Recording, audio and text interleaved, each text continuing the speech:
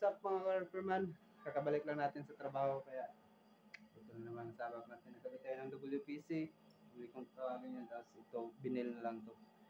Bali yung binil nga pala natin, dikit lang siya. Gamit natin ang Unica adhesive.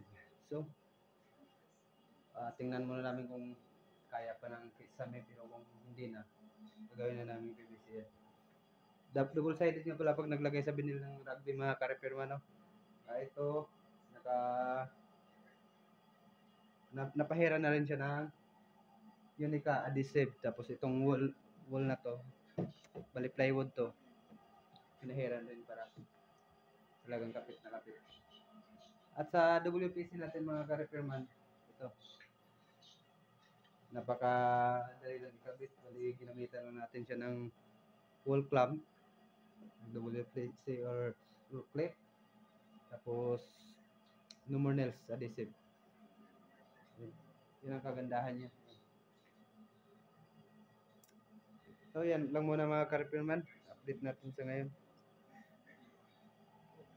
Medyo maba-aba na hindi tayo naka-upload kaya